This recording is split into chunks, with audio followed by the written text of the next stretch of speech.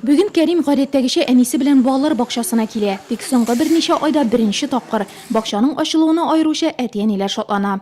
Мы все лето не ходили в садик, ждали очень. Җәй буе балалар бакчасына йөри алмадык, ремонт бетүен көттек. Бу вакытта Светлячок бакчасына йөрдек. Анда да әйбәт иде. Шулай да күңел үзебезнекенә тартты. Узып барганда да карап китә идек. Без бүген бик шат. Проезжали, всегда смотрели. Төркем диварларында әкияттән күренешләр, коридорны зур географик карта бизи, санитария бүлмәләрендә идеаль тәртип. Теремкәй нәни хуҗаларын шулай кабул итә, ә алар 140лап. Балалар тәрбияләү белән барлыгы 36 хезмәткәр шөгыльләнәчәк, шуларның 14-се педагоглар.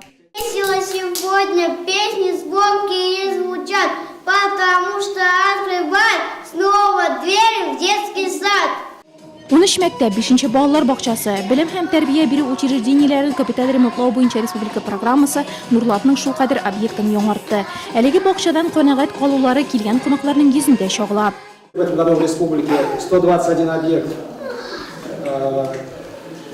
капитально ремонтируется, и вот сейчас в эти дни открывается и начинает свою работу. Очень приятно, что вот все мы вместе сегодня здесь находимся. На самом деле прекрасно сделанный капитальный ремонт, который существенно улучшит качество пребывания здесь детишек.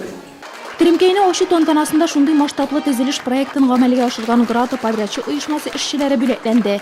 Әти-әниләр район җитәкчелегенә бакчаны яңартулары өчен рәхмәт сүзе белән чыкты. Объектны капиталь төзекләндерү өчен 20 миллион сумнан артык акча тотылган.